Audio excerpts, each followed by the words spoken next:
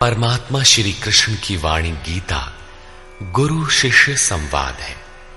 अतः अर्जुन ने स्वीकार किया कि शिष्यस्तेहं साधिमाम त्वाम प्रपन्नम। भगवन, मैं आपका शिष्य हूं, आपकी शरण हूं। मुझे वो उपदेश दीजिए जिससे मैं परम श्रेय को प्राप्त हो जाऊं। अतः उस परम गुरु के चरणों में गीता आरंभ करने से पूर्व ये स्तुति गुरु वंदना प्रस्तुत की जा रही है। ओम श्री सद्गुरुदेव भगवान की जय।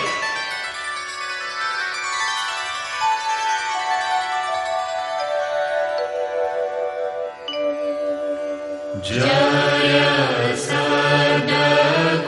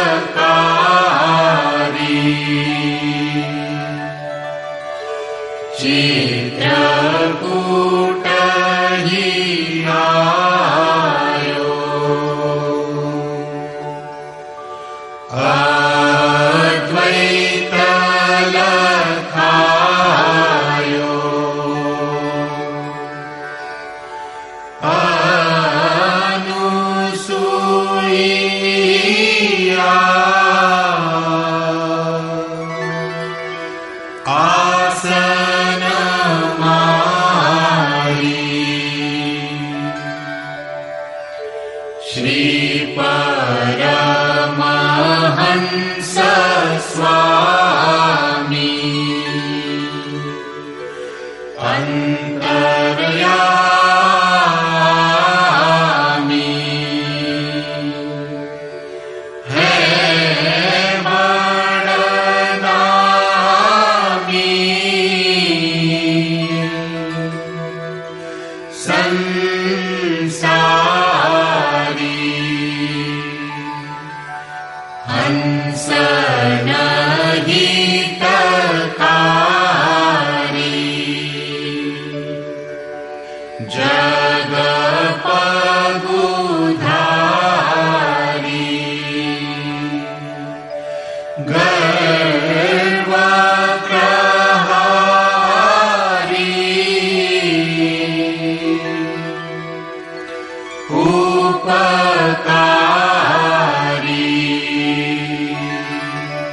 सतपंथ चलायो भरम मिटायो रूप लखायो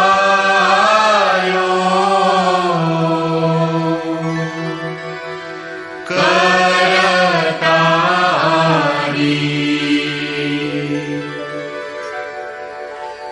यह शिष्य है तेरो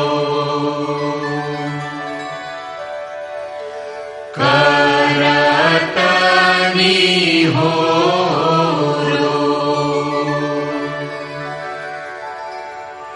मोह पर हेरो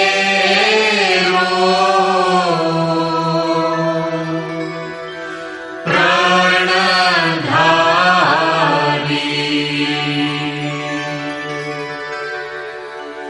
जय सद्गुरुदेवम्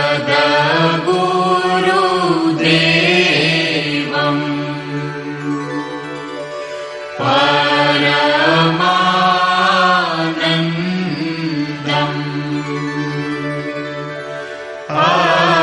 अमर शरीरम्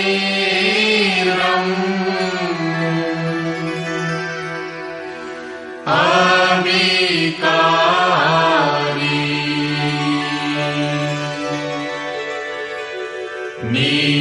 निरगुण निरमूलम्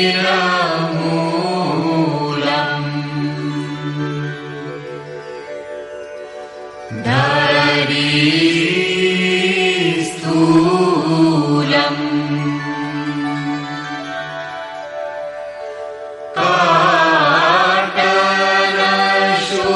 काटनशूलम् भवभारी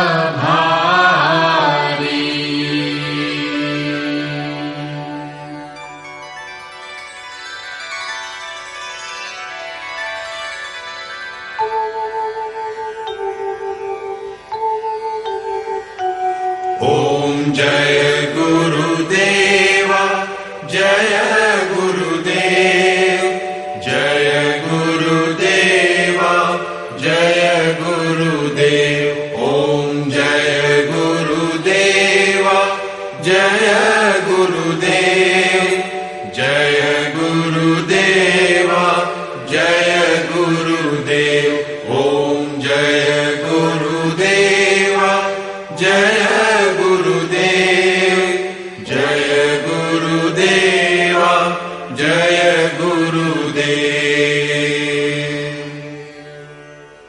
अमृतंश बहनों तथा भाइयों, जिन महापुरुष ने समस्त वेदों का संकलन किया, वेदांत शास्त्र का प्रवर्तन किया, महाभारत तथा भागवत जिनकी कृतियां हैं, उन्होंने शास्त्रों के रूप में किसी ग्रंथ को मान्यता दी तो वो है भगवान श्री कृष्णोक्त गीता। तरह तरह की पूजा पद्धतियां, परस्पर विरोधी संगठन धर्म के नाम पर प्रचलित हैं, जबकि धर्म का लक्ष्य है एक परमात्मा की शोध। कल्याण स्वरूप वो परमात्मा एक है, उसे प्राप्त करने की निश्चित क्रिया का पालन धर्म है। जब परमात्मा एक है, उसे प्राप्त करने की क्रिया एक है, तो बहुत से पंथ क्यों? इसके समाधान के लिए प्रस्तुत है यथार्थ गीता का भावांश, ये गीता कैसेट। धर्म के सरल स्वरूप और उसकी प्राप्ति हेतु निर्धारित क्रिया का क्रमबद्ध तथा पूर्ण विवरण योगेश्वर श्री कृष्णोक्त गीता है। विश्व के प्रत्येक महापुरुष ने जो कुछ भी साधन बताया है, वो सब का सब तथा अनेक गोपनीय स्थितियों का स्पष्टीकरण अकेले गीता में है। इसलिए संपूर्ण मानव जाति के कल्याण का अतर्क्य शास्त्र गीता है। महाभारत में संकेत है कि जब कौरवों और पांडवों की सेनाएं आमने सामने खड़ी हो गईं, तो संपूर्ण निशांतर कौरवों में प्रवेश कर गए और सभी देवता पांडवों में। इस कथन से महर्षि व्यास ने स्पष्ट कर दिया कि गीता के सभी पात्र देवता या असुर हैं तथा प्रतीकात्मक हैं। प्रत्येक मनुष्य के अंतःकरण में दैवी और आसुरी दो प्रकृतियां अनादिकाल से हैं। दैवी शक्तियों के सहयोग से जब मनुष्य अपने आत्म स्वरूप की ओर अग्रसर होता है, तो काम, क्रोध, राग, द्वेष इत्यादि आसुरी वृत्तियां बाधा के रूप में आक्रमण करती हैं। उनका पार पाना ही वास्तविक युद्ध है। अर्जुन श्रेय के लिए विकल था। उसकी दृष्टि में श्रेय का उपाय था कुल धर्म, पिंडोदक क्रिया, वर्ण संकर से बचाव, कुल क्षय से बचने के लिए युद्ध न करना इत्यादि। मात्र इतनी सी शंका के समाधान हेतु भगवान को उसे 18 अध्याय गीता समझानी पड़ी। अंत में पूछा कि क्या तेरा मोह नष्ट हुआ? अर्जुन ने स्वीकार किया कि भगवान, मेरा मोह नष्ट हो गया और अब मैं वैसा ही करूंगा जैसा भगवान ने उपदेश दिया है। वस्तुतः ये केवल अर्जुन की शंका नहीं थी, बल्कि मानव मात्र की शंका है कि श्रेय क्या है, उसे कैसे प्राप्त करें। इसलिए स्त्री पुरुष, आबाल वृद्ध, मानव मात्र के लिए गीता के 18 अध्याय का अनुशीलन एवं नियमित पाठ नितांत आवश्यक है, जिससे ब्रह्म विधि की स्मृति सृजित रहे तथा बच्चों में भी इन कल्याणकारी संस्कारों का सृजन हो सके। इस गीता ज्ञान के बिना कोई भी मनुष्य उस ईश्वर के पथ पर नहीं चल सकता। अक्षय सुख, शाश्वत शांति, लोक में समृद्धि तथा मूल शंका समाधान हेतु इन कैसेटों का संकलन किया गया है। इसके नियमित श्रवण से संपूर्ण परिवार तथा स्वजन समुदाय को सुसंस्कृत करें। संसार में कहीं भी मनुष्य हो, उसके लिए गीता सदैव अमृत वाहिनी है। गीता आपका शास्त्र है। गौरव का विषय है कि 5000 वर्ष से भी अधिक अंतराल के बाद श्री कृष्ण का यथार्थ गायन आपके सम्मुख है। जन्म जन्मांतर की रूढ़ियों से ग्रस्त मस्तिष्क को स्वच्छ कर चिंतन के प्रशस्त पथ पर चलने के लिए इन कैसेटों का प्रसारण प्रातः अवश्य करें।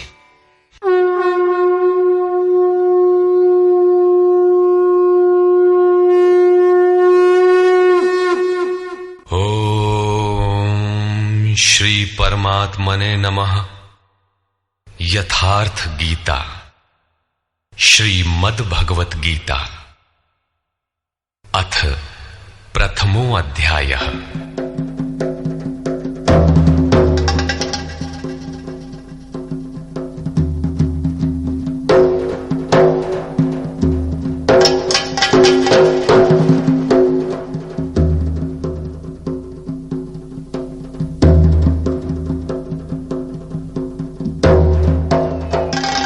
धृतराष्ट्र उवाच।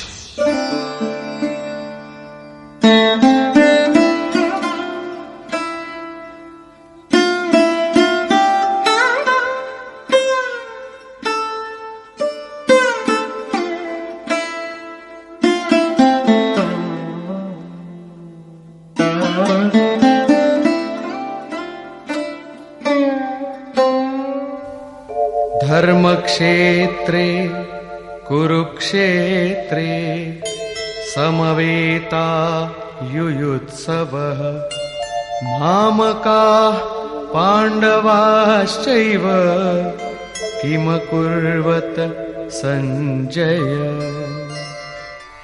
धृतराष्ट्र ने पूछा, हे संजय, धर्म क्षेत्र कुरुक्षेत्र में एकत्र युद्ध की इच्छा वाले मेरे और पांडु के पुत्रों ने क्या किया?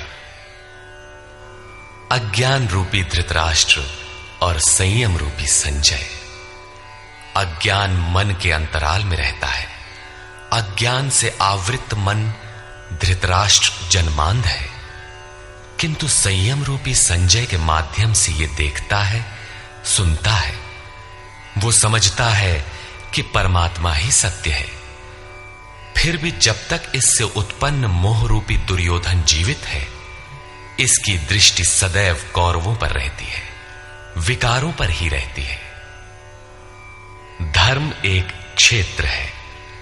जब हृदय देश में दैवी संपत्ति का बाहुल्य होता है तो यह शरीर धर्म क्षेत्र बन जाता है, और जब इसमें आसुरी संपत्ति का बाहुल्य होता है तो यह शरीर कुरुक्षेत्र बन जाता है। कुरु अर्थात करो। यह शब्द आदेशात्मक है।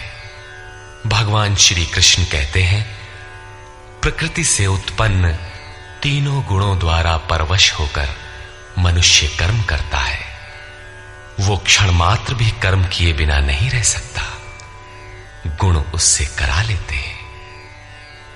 तीनों गुण मनुष्य को देवता से कीट पर्यंत शरीरों में ही बांधते हैं। जब तक प्रकृति और प्रकृति से उत्पन्न गुण जीवित हैं, तब तक कुरु लगा रहेगा। अतः जन्म मृत्यु वाला क्षेत्र, विकारों वाला क्षेत्र कुरुक्षेत्र है, और परम धर्म परमात्मा में प्रवेश दिलाने वाली पुण्यमयी प्रवृत्तियों का क्षेत्र धर्म क्षेत्र है। पुरातत्वविद पंजाब में काशी प्रयाग के मध्य तथा अनेकानेक स्थलों पर कुरुक्षेत्र की शोध में लगे हैं, किंतु गीताकार ने स्वयं बताया है कि जिस क्षेत्र में यह युद्ध हुआ वो कहां है। इदम शरीरम कौन्तेय क्षेत्र मित्य भिधीयते। अर्जुन, ये शरीर ही क्षेत्र है, और जो इसको जानता है, इसका पार पा लेता है, वो क्षेत्रज्ञ है।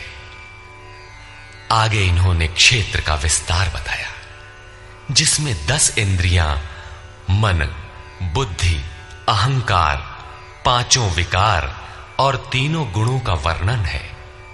शरीर ही क्षेत्र है, एक अखाड़ा है। इसमें लड़ने वाली प्रवृत्तियां 2 हैं, दैवी संपद और आसुरी संपद। पांडु की संतान और धृतराष्ट्र की संतान सजातीय और विजातीय प्रवृत्तियां।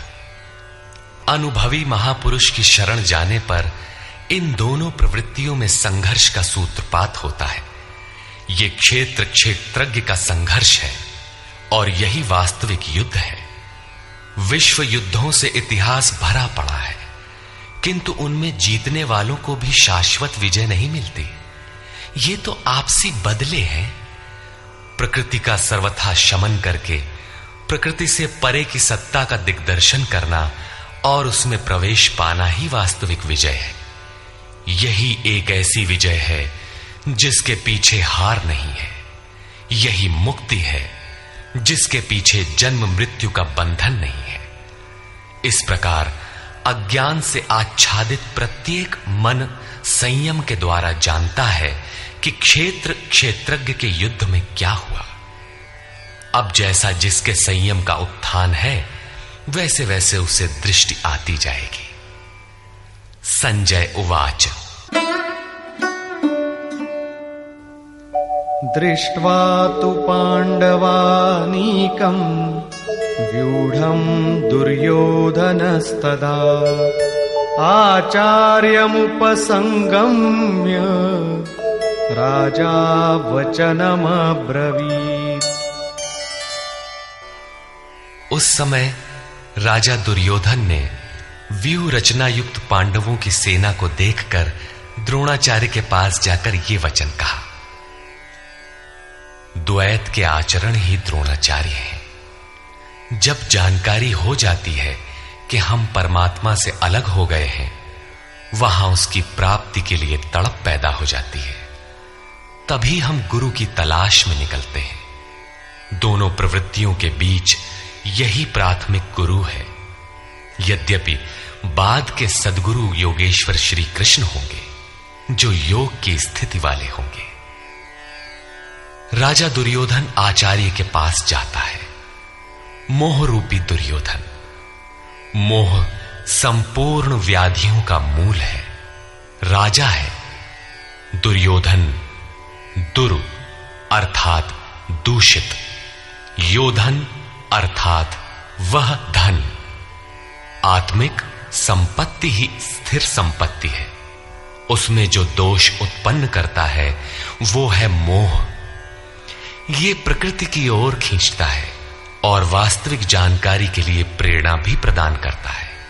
मोह है तभी तक पूछने का प्रश्न भी है, अन्यथा सभी पूर्ण ही हैं। अतः व्यूह रचना युक्त पांडवों की सेना को देखकर, अर्थात पुण्य से प्रवाहित सजातीय वृत्तियों को संगठित देखकर, मोह रूपी दुर्योधन ने गुरु द्रोण के पास जाकर यह कहा, पश्यैतां पांडुपुत्राणां आचार्य महतीं चमू व्यूढ़ां द्रुपदपुत्रेण तव शिष्येण धीमता।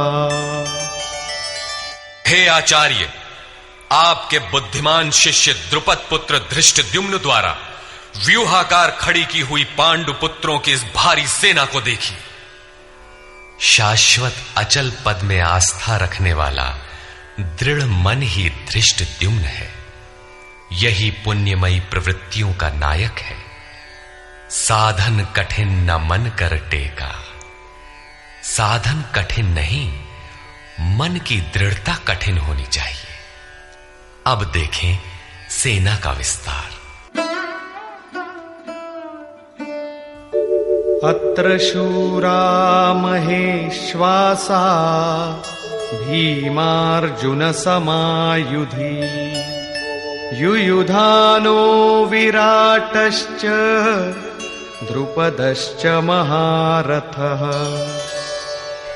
इस सेना में महेश्वासा, महान ईश में वास दिलाने वाले भाव रूपी भीम, अनुराग रूपी अर्जुन के समान बहुत से शूरवीर, जैसे सात्विकता रूपी सात्यकी, विराट सर्वत्र ईश्वरी प्रवाह की धारणा, महारथी राजा द्रुपद अर्थात अचल स्थिति, तथा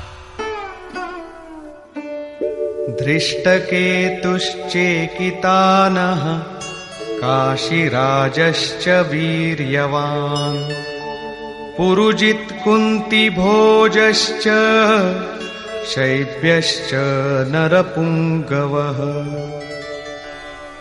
धृष्टकेतु दृढ़ कर्तव्य, चेकितानः जहां भी जाए वहां से चित्त को खींचकर इष्ट में स्थिर करना, काशीराजः काया रूपी काशी में ही वो साम्राज्य है, पुरजित स्थूल सूक्ष्म और कारण शरीरों पर विजय दिलाने वाला पुरुजित, कुंती भोजः कर्तव्य से भव पर विजय, नरों में श्रेष्ठ शैव्य अर्थात सत्य व्यवहार। युधामन्युश्च विक्रान्तः उत्तमौजाश्च वीर्यवान् सौभद्रो द्रौपदेयाश्च सर्व एव महारथाः। और पराक्रमी युधामन्यु, युद्ध के अनुरूप मन की धारणा, उत्तमौजाः शुभ की मस्ती, सुभद्रा पुत्र अभिमन्यु। जब शुभ आधार आ जाता है तो मन भय से रहित हो जाता है। ऐसा शुभ आधार से उत्पन्न अभय मन, ध्यान रूपी द्रौपदी के पांचों पुत्र वात्सल्य, लावण्य, सौम्यता, स्थिरता, सहृदयता, सब के सब महारथी है। साधन पथ पर संपूर्ण योग्यता के साथ चलने की क्षमताएं हैं। इस प्रकार दुर्योधन ने पांडव पक्ष के 15-20 नाम गिनाए, जो दैवी संपद के महत्वपूर्ण अंग है। विजातीय प्रवृत्ति का राजा होते हुए भी मोह ही सजातीय प्रवृत्तियों को समझने के लिए बाध्य करता है। दुर्योधन अपना पक्ष संक्षेप में कहता है, यदि कोई बाह्य युद्ध होता तो अपनी फौज बढ़ा चढ़ा कर गिनाता, विकार कम गिनाए गए, क्योंकि उन पर विजय पाना है, वे नाशवान हैं। केवल 5-7 विकार बताए गए, जिनके अंतराल में संपूर्ण बहिर्मुखी प्रवृत्ति विद्यमान है, जैसे अस्माकं तु विशिष्टाये तान्निबोध द्विजोत्तम नायका मम सैन्यस्य संज्ञार्थं तान् ब्रवीमि ते। द्विजोत्तम, हमारे पक्ष में जो प्रधान हैं उन्हें भी आप समझ लें। आपको जानने के लिए मेरी सेना के जो नायक हैं उनको कहता हूं। बाह्य युद्ध में सेनापति के लिए द्विजोत्तम संबोधन असामयिक है। वस्तुतः गीता अंतःकरण की 2 प्रवृत्तियों का संघर्ष है, जिसमें द्वैत का आचरण ही द्रोण है। जब तक हम लेश मात्र भी आराध्य से अलग हैं, तब तक प्रकृति विद्यमान है, द्वैत बना है। इस द्वि पर जय पाने की प्रेरणा प्रथम गुरु द्रोणाचार्य से मिलती है। अधूरी शिक्षा ही पूर्ण जानकारी के लिए प्रेरणा प्रदान करती है।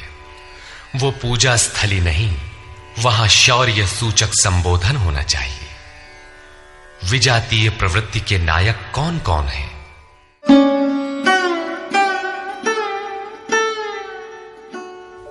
भवान् भीष्मश्च कर्णश्च कृपश्च समितिञ्जयः अश्वत्थामा विकर्णश्च सौमदत्तिस्तथैव च। एक तो स्वयं आप द्वैत के आचरण रूपी द्रोणाचार्य हैं। भ्रम रूपी पितामह भीष्म है। भ्रम इन विकारों का उद्गम है, अंत तक जीवित रहता है, इसलिए पितामह है। समूची सेना मर गई, ये जीवित था। शरशैया पर अचेत था, फिर भी जीवित था। ये है भ्रम रूपी भीष्म। भ्रम अंत तक रहता है। इसी प्रकार विजातीय कर्म रूपी कर्ण तथा संग्राम विजयी कृपाचार्य हैं। साधनावस्था में साधक द्वारा कृपा का आचरण ही कृपाचार्य है। भगवान कृपाधाम है और प्राप्ति के पश्चात संत का भी वही स्वरूप है। किंतु साधन काल में जब तक हम अलग हैं, परमात्मा अलग है। विजातीय प्रवृत्ति जीवित है, मोहमयी घिराव है। ऐसी परिस्थिति में साधक यदि कृपा का आचरण करता है तो वो नष्ट हो जाता है। सीता ने दया की तो कुछ काल लंका में प्रायश्चित करना पड़ा। विश्वामित्र दयार्द्र हुए, पतित होना पड़ा।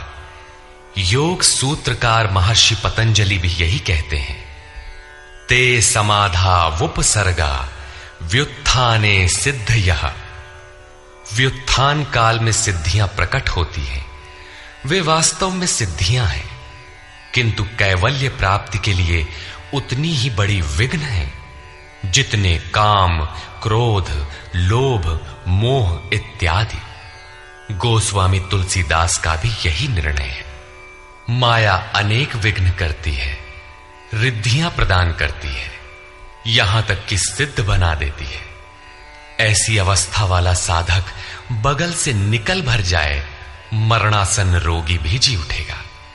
वो भले ठीक हो जाए, किंतु साधक उसे अपनी देन मान बैठे तो नष्ट हो जाएगा।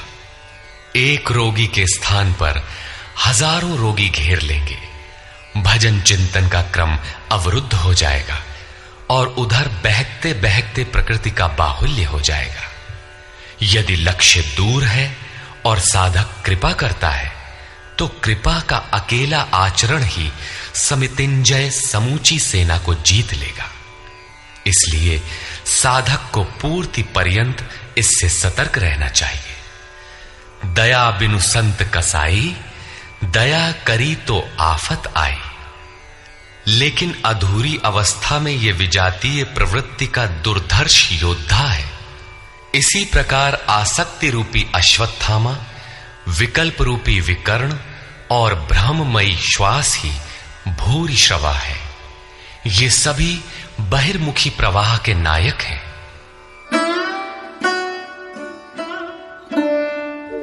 अन्ये च बहवः शूराः मदर्थे त्यक्तजीविताः नानाशस्त्रः प्रहरणाः सर्वे युद्धविशारदाः।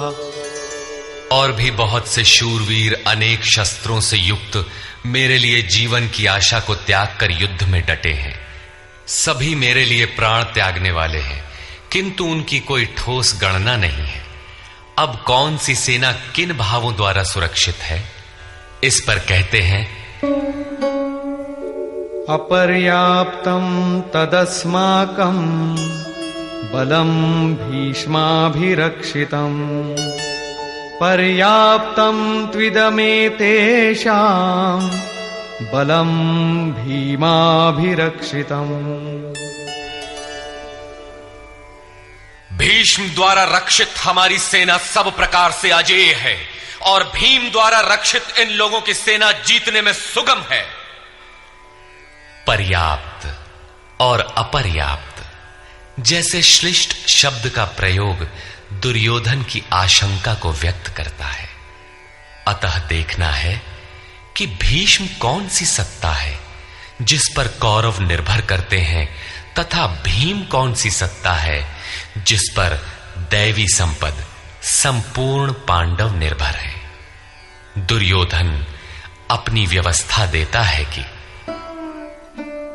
अयनेषु च सर्वेषु यथा भागमवस्थिताः भीष्ममेवाभिरक्षन्तु भवन्तः सर्व एव हि। इसलिए सब मोर्चों पर अपनी अपनी जगह स्थित रहते हुए आप लोग सब के सब भीष्म की ही सब ओर से रक्षा करें। यदि भीष्म हैं तो हम अजेय हैं, इसलिए आप पांडवों से न लड़कर केवल भीष्म की ही रक्षा करें। कैसा योद्धा है भीष्म, जो स्वयं अपनी रक्षा नहीं कर पा रहा है, कौरवों को उसकी रक्षा व्यवस्था करनी पड़ रही है। यह कोई बाह्य योद्धा नहीं, ब्रह्म ही भीष्म है। जब तक ब्रह्म जीवित है तब तक विजातीय प्रवृत्तियां कौरव अजेय हैं। अजेय का यह अर्थ नहीं कि जिसे जीता ही ना जा सके, बल्कि अजेय का अर्थ दुर्जय है, जिसे कठिनाई से जीता जा सकता हो।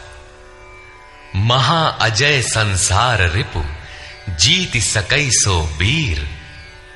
यदि भ्रम समाप्त हो जाए तो अविद्या अस्तित्वहीन हो जाए। मोह इत्यादि जो आंशिक रूप से बचे भी हैं, शीघ्र ही समाप्त हो जाएंगे। भीष्म की इच्छा मृत्यु थी, इच्छा ही भ्रम है। इच्छा का अंत और भ्रम का मिटना एक ही बात है। इसी को संत कबीर ने सरलता से कहा, इच्छा काया इच्छा माया इच्छा जग उपजाया। कह कबीर जे इच्छा विवर्जित ताका पार न पाया। जहां भ्रम नहीं होता वो अपार और अव्यक्त है। इस शरीर के जन्म का कारण इच्छा है। इच्छा ही माया है और इच्छा ही जगत की उत्पत्ति का कारण है। सो कामयत तदैक्षत बहुश्याम प्रजायेय इति। कबीर कहते हैं, जो इच्छाओं से सर्वथा रहित हैं, तिनका पार न पाया। वे अपार अनंत असीम तत्व में प्रवेश पा जाते हैं। यो कामो निष्काम आप्त काम आत्म कामो न तस्य प्राणा उत्क्रामंति ब्रह्म व सन ब्रह्माप्येति। जो कामनाओं से रहित आत्मा में स्थिर आत्म स्वरूप है, उसका कभी पतन नहीं होता। वो ब्रह्म के साथ एक हो जाता है। आरंभ में इच्छाएं अनंत होती हैं और अंततो गत्वा परमात्म प्राप्ति की इच्छा शेष रहती है। जब ये इच्छा भी पूरी हो जाती है, तब इच्छा भी मिट जाती है। यदि उससे भी बड़ी कोई वस्तु होती तो आप उसकी इच्छा अवश्य करते। जब उससे आगे कोई वस्तु है ही नहीं, तो इच्छा किसकी होगी? जब प्राप्त होने योग्य कोई वस्तु अप्राप्त न रह जाए, तो इच्छा भी समूल नष्ट हो जाती है और इच्छा के मिटते ही ब्रह्म का सर्वथा अंत हो जाता है। यही भीष्म की इच्छा मृत्यु है। भीम द्वारा रक्षित इन लोगों की सेना जीतने में सुगम है। भाव रूपी भीम भावे विद्यते देवः। भाव में वो क्षमता है कि अविदित परमात्मा भी विदित हो जाता है। भाववस्य भगवान सुख निधान करुणा अयन। श्री कृष्ण ने इसे श्रद्धा कहकर संबोधित किया है। भाव में वो क्षमता है कि भगवान को भी वश में कर लेता है। भाव से ही संपूर्ण पुण्यमयी प्रवृत्ति का विकास है। ये पुण्य का संरक्षक है तो इतना बलवान कि परम देव परमात्मा को संभव बनाता है, किंतु साथ ही इतना कोमल भी है कि आज भाव है तो कल अभाव में बदलते देर नहीं लगती। इष्ट में लेश मात्र भी त्रुटि प्रतीत होने पर भाव डगमगा जाता है। पुण्यमयी प्रवृत्ति विचलित हो उठती है, इष्ट से संबंध टूट जाता है। इसलिए भीम द्वारा रक्षित इन लोगों की सेना जीतने में सुगम है। महर्षि पतंजलि का भी यही निर्णय है। स तु दीर्घ काल नैरंतर्य सत्कारा सेवितो दृढ़ भूमि। दीर्घ काल तक निरंतर श्रद्धा भक्ति पूर्वक किया हुआ साधन ही दृढ़ हो पाता है।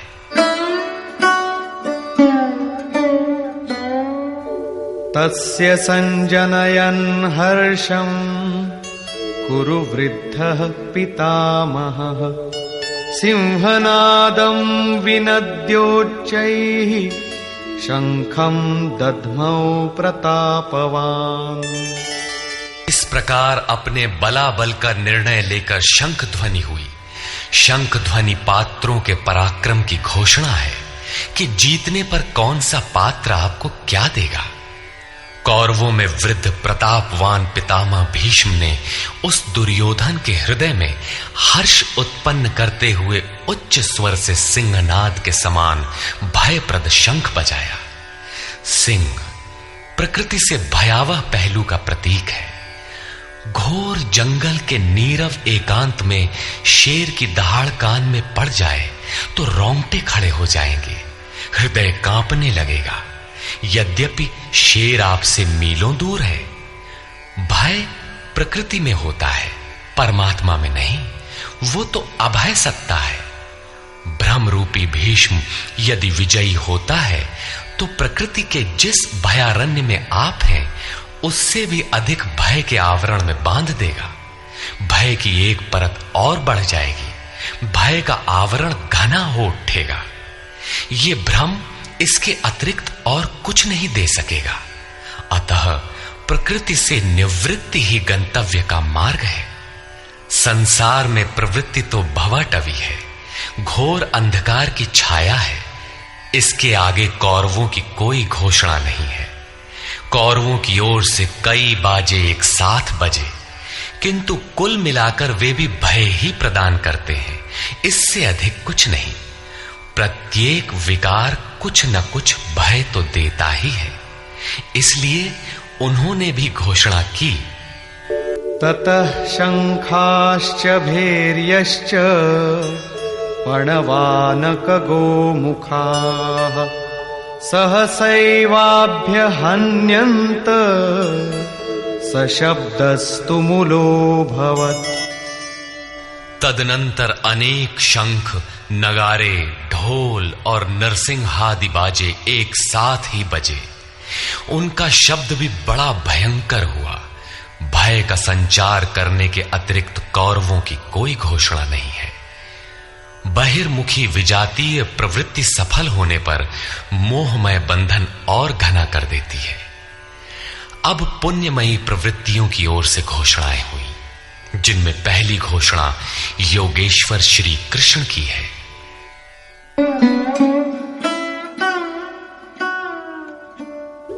ततः श्वेतैर्हयैर्युक्ते महती स्यन्दने स्थितौ माधव पाण्डवश्चैव दिव्यौ शंखौ प्रदध्मतु। इसके उपरांत श्वेत घोड़ों से युक्त, जिनमें लेश मात्र कालिमा दोष नहीं है, श्वेत सात्विक निर्मलता का प्रतीक है। महति स्यन्दने, महान रथ पर बैठे हुए योगेश्वर श्री कृष्ण और अर्जुन ने भी अलौकिक शंख बजाए।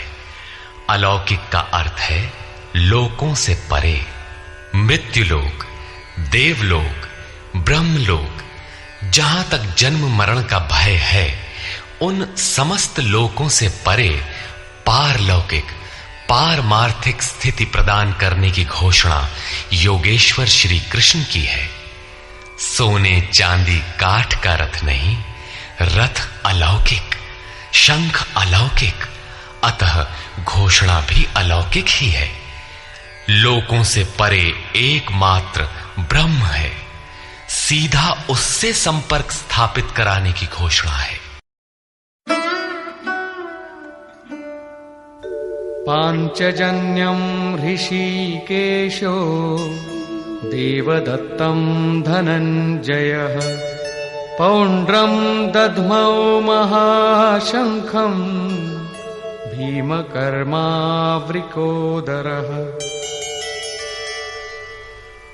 ऋषिकेशः, जो हृदय के सर्वस्व ज्ञाता है, उन कृष्ण ने 5 जन्य शंख बजाया। पांचों ज्ञानेंद्रियों को पंच तन्मात्राओं शब्द, स्पर्श, रूप, रस, गंध के रसों से समेटकर अपने जन भक्त की श्रेणी में ढालने की घोषणा की। विकराल रूप से बहकती हुई इंद्रियों को समेटकर उन्हें अपने सेवक की श्रेणी में खड़ा कर देना हृदय से प्रेरक सद्गुरु की देन है। श्री कृष्ण एक योगेश्वर सद्गुरु थे। शिष्यस्ते हम, भगवन मैं आपका शिष्य हूं। बाह्य विषय वस्तुओं को छोड़कर ध्यान में इष्ट के अतिरिक्त दूसरा न देखें, दूसरा न सुने, न दूसरे का स्पर्श करें। ये सद्गुरु के अनुभव संचार पर निर्भर करता है। देवदत्तम धनंजयः, दैवी संपत्ति को अधीन करने वाला अनुराग ही अर्जुन है। इष्ट के अनुरूप लगाव, जिसमें विरह, वैराग्य, अश्रुपात हो। गदगद गिरा नयन बह नीरा, रोमांच हो। इष्ट के अतिरिक्त अन्य विषय वस्तु का लेश मात्र टकराव न होने पाए, उसी को अनुराग कहते हैं। यदि ये सफल होता है तो परम देव परमात्मा में प्रवेश दिलाने वाली दैवी संपद पर आधिपत्य प्राप्त कर लेता है। इसी का दूसरा नाम धनंजय भी है। एक धन तो बाहरी संपत्ति है, जिससे शरीर निर्वाह की व्यवस्था होती है। आत्मा से इसका कोई संबंध नहीं है। इससे परे स्थिर आत्मिक संपत्ति ही निज संपत्ति है। बृहदारण्य कोपनिषद में याज्ञवल्क्य ने मैत्रेयी को यही समझाया कि धन से संपन्न पृथ्वी के स्वामित्व से भी अमृतत्व की प्राप्ति नहीं हो सकती। उसका उपाय आत्मिक संपत्ति है। भयानक कर्म वाले भीमसेन ने पौंड्र अर्थात प्रीति नामक महाशंख बजाया। भाव का उद्गम और निवास स्थान हृदय है, इसलिए इसका नाम वृकोदर है। आपका भाव लगाव बच्चे में होता है, किंतु वस्तुतः वो लगाव आपके हृदय में है, जो बच्चे में जाकर मूर्त होता है। ये भाव अथाह और महान बलशाली है। उसने प्रीति नामक महाशंख बजाया।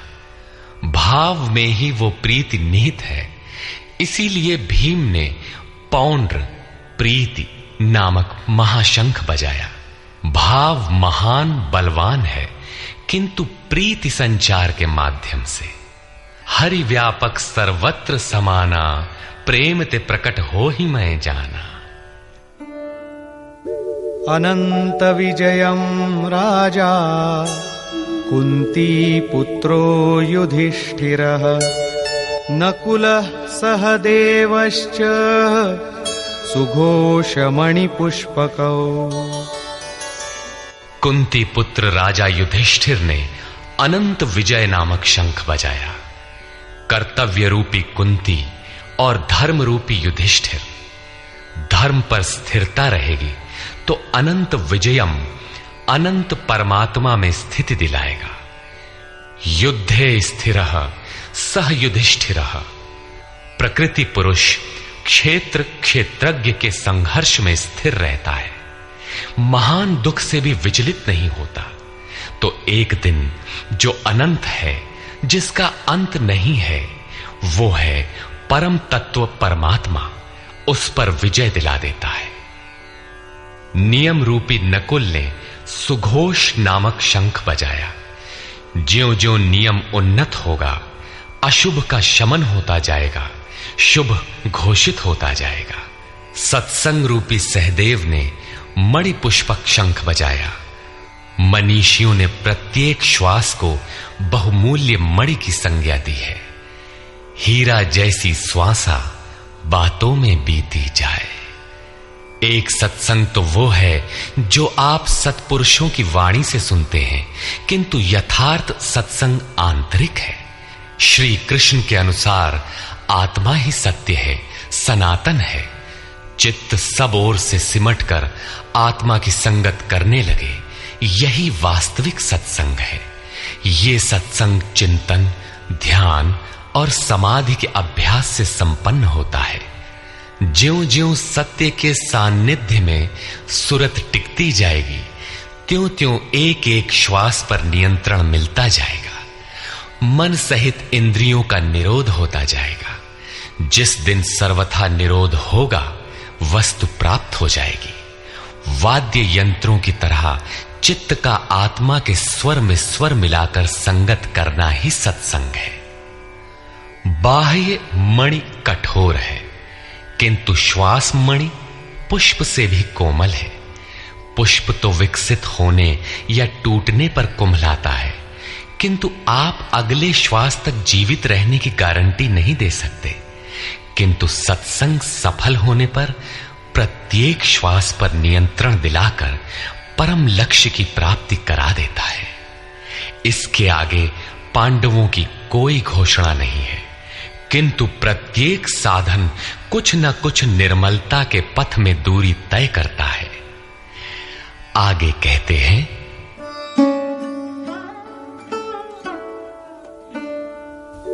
काश्यश्च परमेश्वासः शिखण्डी च महारथः धृष्टद्युम्नो विराटश्च सात्यकिश्चापराजितः। काया रूपी काशी। पुरुष जब सब ओर से मन सहित इंद्रियों को समेटकर काया में ही केंद्रित करता है, तो परमेश्वासः परम ईश में वास का अधिकारी हो जाता है। परम ईश में वास दिलाने में सक्षम काया ही काशी है। काया में ही परम ईश का निवास है। परमेश्वास का अर्थ श्रेष्ठ धनुष वाला नहीं, बल्कि परम धन ईश धन वास है। शिखा सूत्र का त्याग ही शिखंडी है। आजकल लोग सिर के बाल कटा लेते हैं और सूत्र के नाम पर गले की जनेऊ हटा लेते हैं, अग्नि जलाना छोड़ देते हैं। हो गया सन्यास उनका। नहीं, वस्तुतः शिखा लक्ष्य का प्रतीक है जिसे आपको पाना है, और सूत्र है संस्कारों का। जब तक आगे परमात्मा को पाना शेष है, पीछे संस्कारों का सूत्रपात लगा हुआ है, तब तक त्याग कैसा, सन्यास कैसा? अभी तो चलने वाले पथिक हैं। जब प्राप्तव्य प्राप्त हो जाए, पीछे लगे हुए संस्कारों की डोर कट जाए, ऐसी अवस्था में ब्रह्म सर्वथा शांत हो जाता है। इसलिए शिखंडी ही ब्रह्म रूपी भीष्म का विनाश करता है। शिखंडी चिंतन पथ की विशिष्ट योग्यता है, महारथी है। धृष्टद्युम्न दृढ़ और अचल मन तथा विराटः सर्वत्र विराट ईश्वर का प्रसार देखने की क्षमता इत्यादि दैवी संपद के प्रमुख गुण हैं। सात्विकता ही सात्य की है। सत्य के चिंतन की प्रवृत्ति अर्थात सात्विकता यदि बनी है तो कभी गिरावट नहीं आने पाएगी, इस संघर्ष में पराजित नहीं होने देगी। द्रुपदो द्रौपदेयाश्च सर्वशः पृथिवीपते सौभद्रश्च महाबाहुः शंखान् दद्मुः पृथक् पृथक्। अचल पददायक द्रुपद और ध्यान रूपी द्रौपदी के पांचों पुत्र सहृदयता, वात्सल्य, लावण्य, सौम्यता इत्यादि साधन में महान सहायक महारथी हैं तथा बड़ी भुजा वाला अभिमन्यु, इन सब ने पृथक पृथक शंख बजाए। भुजा कार्य क्षेत्र का प्रतीक है। जब मन भय से रहित हो जाता है तो उसकी पहुंच दूर तक हो जाती है। हे राजन, इन सब ने अलग अलग शंख बजाए, कुछ न कुछ दूरी सभी तय कराते हैं। इनका पालन आवश्यक है, इसलिए इनके नाम गिनाए। इसके अतिरिक्त कुछ दूरी ऐसी भी है जो मन बुद्धि से परे है। भगवान स्वयं ही अंतःकरण में विराज कर तय कराते हैं। इधर दृष्टि बनकर आत्मा से खड़े हो जाते हैं और सामने स्वयं खड़ा होकर अपना परिचय करा लेते हैं। सघोषोधार्तराष्ट्राणाम् हृदयानि व्यदारयत् नभश्च पृथिवीं चैव तुमुलो व्यनुनादयन्। उस घोर शब्द ने आकाश और पृथ्वी को भी शब्दायमान करते हुए धृतराष्ट्र पुत्रों के हृदय विदीर्ण कर दिए। सेना तो पांडवों की ओर भी थी, किंतु हृदय विदीर्ण हुए धृतराष्ट्र पुत्रों के। वस्तुतः पांचजन्य दैवी शक्ति पर आधिपत्य, अनंत पर विजय, अशुभ का शमन और शुभ की घोषणा धारावाही होने लगे तो कुरुक्षेत्र आसुरी संपद, बहिर्मुखी प्रवृत्तियों का हृदय विदीर्ण हो जाएगा। उनका बल शनैः शनैः क्षीण होने लगता है। सर्वथा सफलता मिलने पर मोहमयी प्रवृत्तियां सर्वथा शांत हो जाती हैं।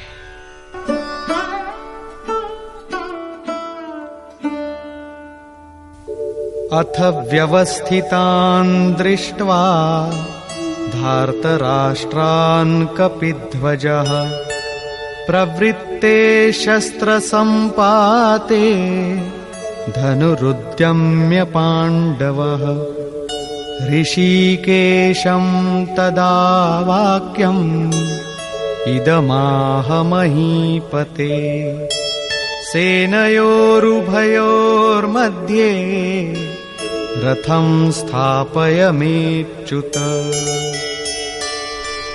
संयम रूपी संजय ने अज्ञान से आवृत मन को समझाया कि हे राजन, उसके उपरांत कपिध्वजः वैराग्य रूपी हनुमान, वैराग्य ही ध्वज है जिसका। ध्वज राष्ट्र का प्रतीक माना जाता है, कुछ लोग कहते हैं ध्वजा चंचल थी, इसलिए कपिध्वज कहा गया, किंतु नहीं, यहां कपि साधारण बंदर नहीं, स्वयं हनुमान थे, जिन्होंने मान अपमान का हनन किया था। सममान निरादर आदरहीन। प्रकृति की देखी सुनी वस्तुओं से, विषयों से राग का त्याग ही वैराग्य है। अतः वैराग्य ही जिसकी ध्वजा है, उस अर्जुन ने व्यवस्थित रूप से धृतराष्ट्र पुत्रों को खड़े देखकर शस्त्र चलने की तैयारी के समय धनुष उठाकर ऋषिकेशम, जो हृदय के सर्वस्व ज्ञाता है, उन योगेश्वर श्री कृष्ण से ये वचन कहा, हे अच्युत, जो कभी च्युत नहीं होता, मेरे रथ को दोनों सेनाओं के बीच खड़ा करिए। यहां सारथी को दिया गया आदेश नहीं, इष्ट सद्गुरु से की गई प्रार्थना है, किस लिए खड़ा करें?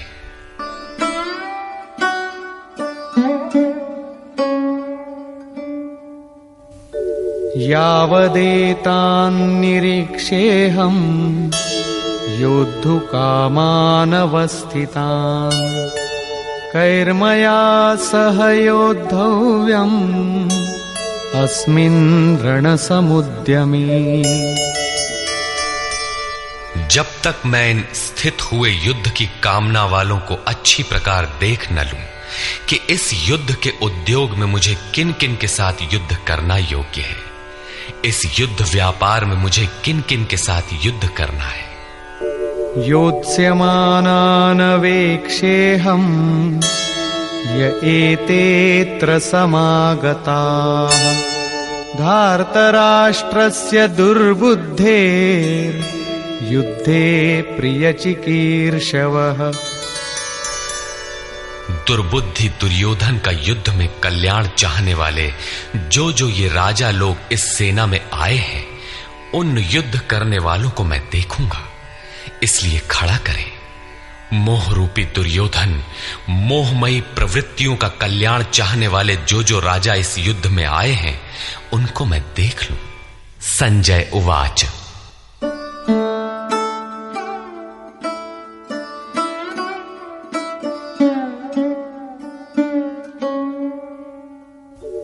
एवमुक्तो ऋषिकेशो गुडाकेशेन भारत सेनयोरुभयोर्मध्ये स्थापयित्वा रथोत्तमम् भीष्मद्रोणप्रमुखतः सर्वेषां च महीक्षिताम् उवाच पार्थ पश्यैतान् समवेतान् कुरुनीति। संजय बोला, निद्राजयी अर्जुन द्वारा इस प्रकार कहे जाने पर हृदय के ज्ञाता श्री कृष्ण ने दोनों सेनाओं के बीच भीष्म, द्रोण और महीक्षिताम, शरीर रूपी पृथ्वी पर अधिकार जमाए हुए संपूर्ण राजाओं के बीच उत्तम रथ को खड़ा करके कहा कि पार्थ, इन इकट्ठे हुए कौरवों को देख, यहां उत्तम रथ सोने चांदी का रथ नहीं है। संसार में उत्तम की परिभाषा नश्वर शरीर के प्रति अनुकूलता प्रतिकूलता से की जाती है। ये परिभाषा अपूर्ण है। जो हमारे आत्मा, हमारे स्वरूप का सदैव साथ दे, वही उत्तम है, जिसके पीछे अनुत्तम मलिनता न हो।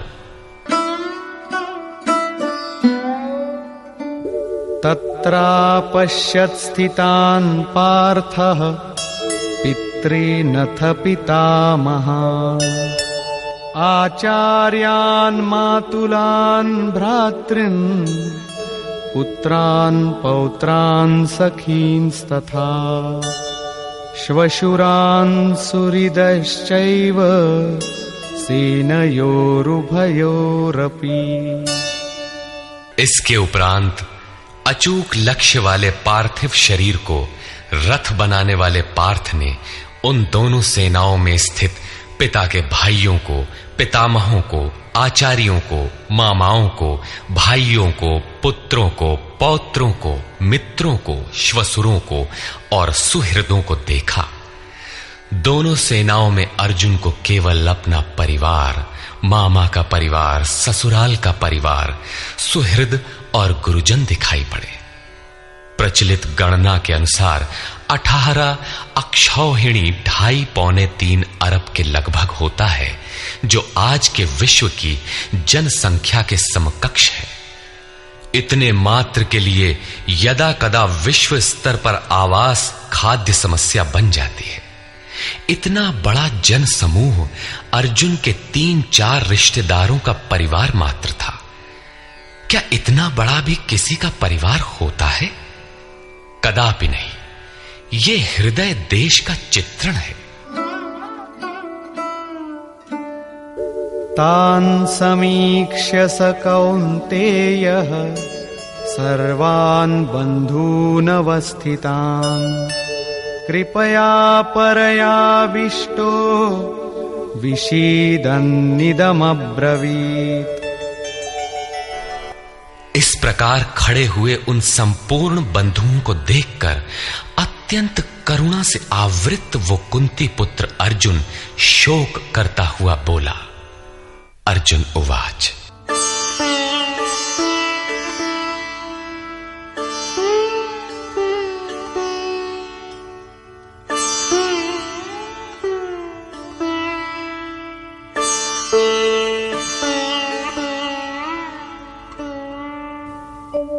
दृष्ट्वेमं स्वजनं कृष्ण युयुत्सुं समुपस्थितम् सीदन्ति मम गात्राणि मुखं च परिशुष्यति वेपथुश्च शरीरे मे रोमहर्षश्च जायते। हे कृष्ण, इस युद्ध की इच्छा वाले खड़े हुए स्वजन समुदाय को देखकर मेरे अंग शिथिल हुए जाते हैं, मुख सूखा जाता है और मेरे शरीर में कंप तथा रोमांच हो रहा है। इतना ही नहीं, गांडीवं स्रंसते हस्तात् त्वक्चैव परिदह्यते न च शक्नोम्यवस्थातुं भ्रमतीव च मे मनः। हाथ से गांडीव गिरता है, त्वचा भी जल रही है। अर्जुन को ज्वर सा हो आया, संतप्त हो उठा कि ये कैसा युद्ध है जिसमें स्वजन ही खड़े हैं। अर्जुन को भ्रम हो गया। वो कहता है, अब मैं खड़ा रह पाने में भी अपने को असमर्थ पा रहा हूं। अब आगे देखने की सामर्थ्य नहीं है। निमित्तानि च पश्यामि विपरीतानि केशव न च श्रेयोनुपश्यामि हत्वा स्वजनमाहवे। हे केशव, इस युद्ध का लक्षण भी विपरीत ही देखता हूं। युद्ध में अपने कुल को मारकर परम कल्याण भी नहीं देखता हूं। कुल को मारने से कल्याण कैसे होगा?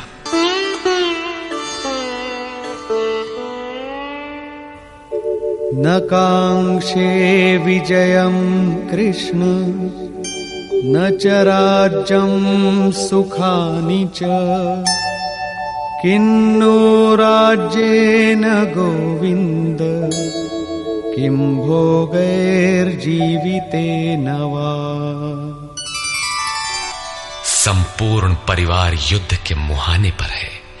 इन्हें युद्ध में मारकर विजय से मिलने वाला राज्य और राज्य से मिलने वाला सुख अर्जुन को नहीं चाहिए। वो कहता है, हे श्री कृष्ण, मैं विजय नहीं चाहता, राज्य तथा सुख भी नहीं चाहता। हे गोविंद, हमें राज्य या भोग अथवा जीवन से भी क्या प्रयोजन है? क्यों?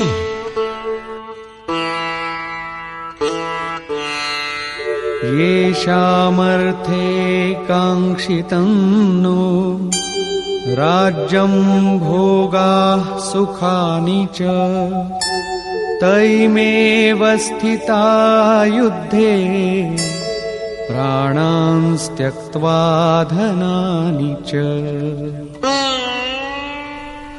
हमें जिनके लिए राज्य भोग और सुखादिक इच्छित हैं, वे ही परिवार जीवन की आशा त्याग कर युद्ध के मैदान में खड़े। हमें राज्य इच्छित था तो परिवार को लेकर, भोग सुख और धन की पिपासा थी तो स्वजन और परिवार के साथ उन्हें भोगने की थी। किंतु जब सब के सब प्राणों की आशा त्याग कर खड़े हैं तो मुझे सुख राज्य या भोग नहीं चाहिए। ये सब इन्हीं के लिए प्रिय थे। इनसे अलग होने पर हमें इनकी आवश्यकता नहीं है। जब तक परिवार रहेगा तब तक ये वासनाएं भी रहती हैं। झोपड़ी में रहने वाला भी अपने परिवार, मित्र और स्वजन को मारकर विश्व का साम्राज्य स्वीकार नहीं करेगा।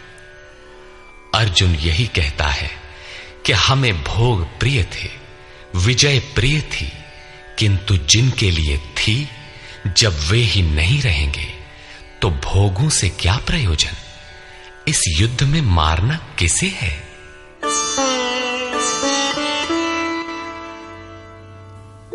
आचार्याः पितरः पुत्राः तथैव च पितामहाः मातुलाः श्वशुराः पौत्राः शालाः संबंधिनस्तथा।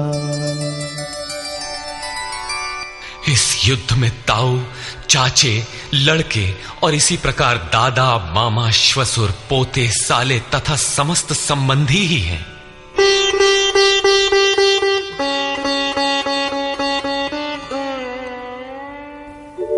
एतान्न हन्तुमिच्छामि घ्नतोऽपि मधुसूदन अपि त्रैलोक्यराज्यस्य हेतो किन्नु मही कृते। हे मधुसूदन, मुझे मारने पर भी अथवा 3 लोक के राज्य के लिए भी मैं इन सबको मारना नहीं चाहता। फिर पृथ्वी के लिए कहना ही क्या। 18 अक्षौहिणी सेना में अर्जुन को अपना परिवार ही दिखाई पड़ा। इतने अधिक स्वजन वास्तव में क्या हैं? वस्तुतः अनुराग ही अर्जुन है। भजन के आरंभ में प्रत्येक अनुरागी के समक्ष यही समस्या रही है। सभी चाहते हैं कि हम भजन करें, उस परम सत्य को पालें, किंतु किसी अनुभवी सद्गुरु के संरक्षण में कोई अनुरागी जब क्षेत्रज्ञ के संघर्ष को समझता है कि हमें किन से लड़ना है तो वो हताश हो जाता है। वो चाहता है कि हमारे पिता का परिवार, ससुराल का परिवार, मामा का परिवार, सुहृद, मित्र और गुरजन साथ रहे, सभी सुखी रहें और इन सब की व्यवस्था करते हुए हम परमात्म स्वरूप की प्राप्ति भी कर लें। किंतु जब वो समझता है कि आराधना में अग्रसर होने के लिए परिवार छोड़ना होगा, इन संबंधों का मोह समाप्त करना होगा, तो वो अधीर हो उठता है। पूज्य महाराज जी कहा करते थे, मरना और साधु होना बराबर है। साधु के लिए सृष्टि में दूसरा कोई जीवित है भी, किंतु घर वालों के नाम पर कोई नहीं है। यदि कोई है तो लगाव है, मोह समाप्त कहां हुआ। जहां तक लगाव है उसका पूर्ण त्याग, उस लगाव के अस्तित्व मिटने पर ही उसकी विजय है। इन संबंधों का प्रसार ही तो जगत है, अन्यथा जगत में हमारा क्या है। तुलसीदास कहे चिद विलास जग, बूझत बूझत बूझ है। मन का प्रसार ही जगत है। योगेश्वर कृष्ण ने भी मन के प्रसार को ही जगत कहकर संबोधित किया। जिसने इसके प्रभाव को रोक लिया, उसने चराचर जगत ही जीत लिया। इहैव तैर्जितः सर्गो येषां साम्ये स्थितम मनः। केवल अर्जुन अधीर था ऐसी बात नहीं है। अनुराग सबके हृदय में है। प्रत्येक अनुरागी अधीर होता है, उसे संबंधी याद आने लगते हैं। पहले वो सोचता था कि भजन से कुछ लाभ होगा तो ये सब सुखी होंगे, इनके साथ रहकर उसे भोगेंगे। जब ये साथ ही नहीं रहे तो सुख लेकर क्या करेंगे। अर्जुन की दृष्टि राज्य सुख तक ही सीमित थी। वो त्रिलोकी के साम्राज्य को ही सुख की पराकाष्ठा समझता था। इसके आगे भी कोई सत्य है, इसकी जानकारी अर्जुन को अभी नहीं है। निहत्य धार्तराष्ट्रान्नः का प्रीति स्याज्जनार्दन पापमेवाश्रयेदस्मान् हत्वैतानाततायिनः। हे जनार्दन, धृतराष्ट्र के पुत्रों को मारकर भी हमें क्या प्रसन्नता होगी। जहां धृतराष्ट्र अर्थात धृष्टता का राष्ट्र है, उससे उत्पन्न मोह रूपी दुर्योधन इत्यादि को मारकर भी हमें क्या प्रसन्नता होगी। इन आतताइयों को मारकर हमें पाप ही तो लगेगा। जो जीवन यापन के तुच्छ लाभ के लिए अनीति अपनाता है वो आतताई कहलाता है, किंतु वस्तुतः इससे भी बड़ा आतताई वो है जो आत्मा के पथ में अवरोध उत्पन्न करता है। आत्मदर्शन में बाधक काम, क्रोध, लोभ, मोह आदि का समूह ही आतताई है। तस्मान्नार्हा वयं हन्तुं धार्तराष्ट्रान् स्वबान्धवान् स्वजनं हि कथं हत्वा सुखिनः स्याम माधव। इससे हे माधव, अपने बांधव धृतराष्ट्र के पुत्रों को मारने के लिए हम योग्य नहीं हैं। स्वबांधव कैसे? वे तो शत्रु थे ना। वस्तुतः शरीर के रिश्ते अज्ञान से उत्पन्न होते हैं। ये मामा है, ससुराल है, स्वजन समुदाय है, ये सब अज्ञान ही तो है। जब शरीर ही नश्वर है तब इसके रिश्ते ही कहां रहेंगे। मोह है तभी तक सुहृद है, हमारा परिवार है, हमारी दुनिया है। मोह नहीं तो कुछ भी नहीं। इसीलिए वे शत्रु भी अर्जुन को स्वजन दिखाई पड़े। वो कहता है कि अपने कुटुंब को मारकर हम कैसे सुखी होंगे। यदि अज्ञान और मोह न रहे तो कुटुंब का अस्तित्व न हो। ये अज्ञान ज्ञान का प्रेरक भी है। भर्तृहरि, तुलसी इत्यादि अनेक महानुभावों को वैराग्य की प्रेरणा पत्नी से मिली, तो कोई सौतेली मां के व्यवहार से खिन्न होकर वैराग्य पथ पर अग्रसर हुआ दिखाई देता है।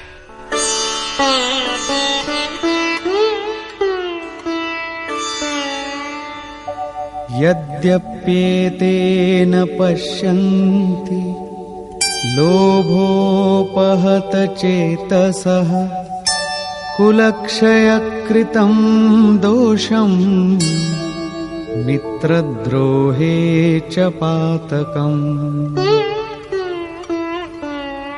यद्यपि लोभ से भ्रष्ट चित्त हुए ये लोग कुल नाश के दोष और मित्र द्रोह के पाप को नहीं देखते हैं, ये उनकी कमी है। फिर भी कथं न ज्ञेयमस्माभिः पापादस्मान्निवर्तितुं कुलक्षयकृतं दोषं प्रपश्यद्भिर्जनार्दन। हे जनार्दन, कुल नाश से होने वाले दोषों को जानने वाले हम लोगों को इस पाप से हटने के लिए क्यों नहीं विचार करना चाहिए। मैं ही पाप करता हूं ऐसी बात नहीं, आप भी भूल करने जा रहे हैं। कृष्ण पर भी आरोप लगाया। अभी वो समझ में अपने को कृष्ण से कम नहीं मानता। प्रत्येक नया साधक सद्गुरु की शरण जाने पर इसी प्रकार तर्क करता है और अपने को जानकारी में कम नहीं समझता। यही अर्जुन भी कहता है कि ये भले न समझें, किंतु हम आप तो समझदार हैं। कुल नाश के दोषों पर हमें विचार करना चाहिए। कुल नाश में दोष क्या है? कुलक्षये प्रणश्यन्ति कुलधर्माः सनातनाः धर्मे नष्टे कुलं कृत्स्नम् अधर्मोऽभिभवत्युत। कुल के नाश होने से सनातन कुल धर्म नष्ट हो जाते हैं। अर्जुन कुल धर्म कुलाचार को ही सनातन धर्म समझ रहा था। धर्म के नाश होने पर संपूर्ण कुल को पाप भी बहुत दबा लेता है।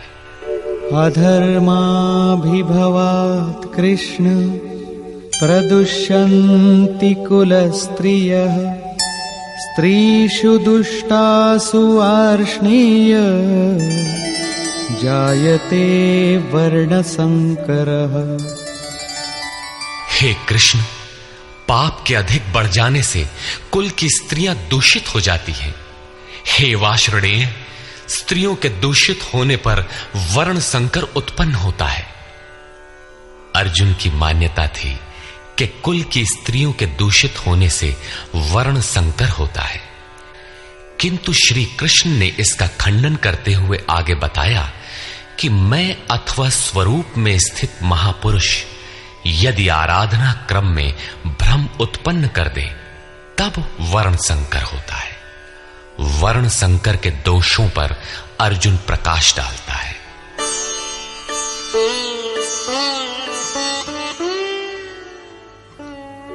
संकरो नरकायैव कुलघ्नानां कुलस्य च पतन्ति पितरो येषां लुप्तपिण्डोदकक्रियाः। वर्ण संकर कुल घातियों और कुल को नरक में ले जाने के लिए ही होता है। लुप्त हुई पिंड क्रिया वाले इनके पितर लोग भी गिर जाते हैं। वर्तमान नष्ट हो जाता है, अतीत के पितर गिर जाते हैं और भविष्य वाले भी गिरेंगे। इतना ही नहीं, दोषैरेतैः कुलघ्नानां वर्णसंकरकारकैः उत्साद्यन्ते जातिधर्माः कुलधर्माश्च शाश्वताः। इन वर्ण संकर कारक दोषों से कुल और कुलघातियों के सनातन कुल धर्म और जाति धर्म नष्ट हो जाते हैं। अर्जुन मानता था कि कुल धर्म सनातन है, कुल धर्म ही शाश्वत है, किंतु श्री कृष्ण ने इसका खंडन किया और आगे बताया कि आत्मा ही सनातन शाश्वत धर्म है। वास्तविक सनातन धर्म को जानने से पहले मनुष्य धर्म के नाम पर किसी न किसी रूढ़ि को जानता है। ठीक इसी प्रकार अर्जुन भी जानता है जो कृष्ण के शब्दों में एक रूढ़ि है। उत्सन्न कुलधर्माणां मनुष्याणां जनार्दन नरके नियतं वासो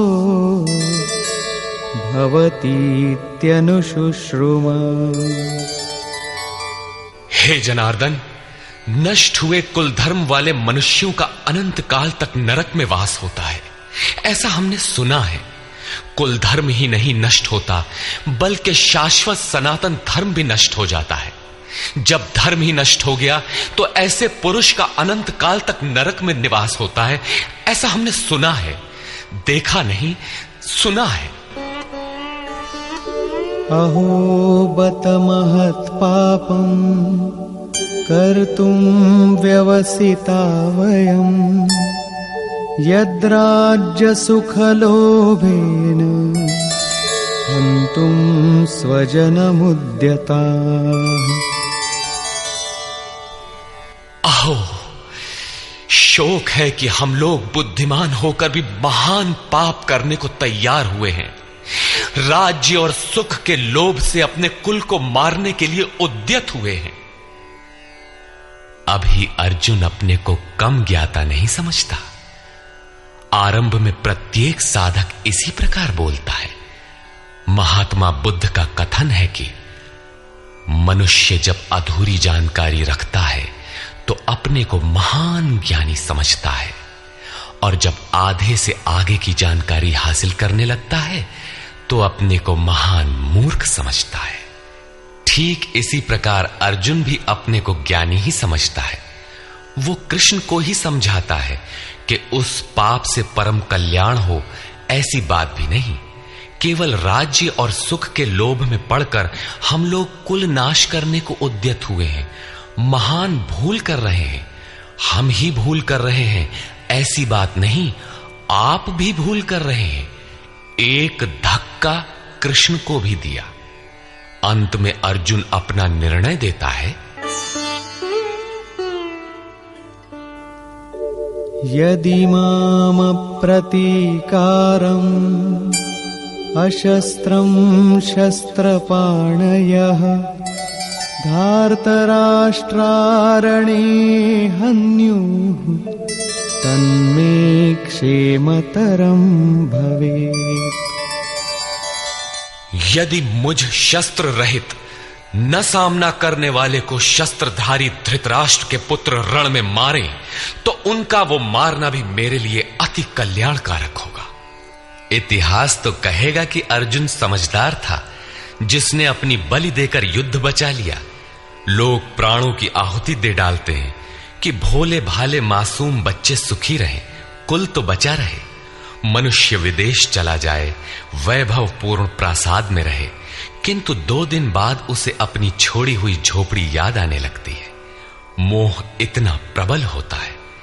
इसीलिए अर्जुन कहता है कि शस्त्रधारी धृतराष्ट्र के पुत्र मुझ न प्रतिकार करने वाले को रण में मार दें, तब भी वो मेरे लिए अति कल्याणकारी होगा, ताकि लड़के तो सुखी रहें। संजय उवाच।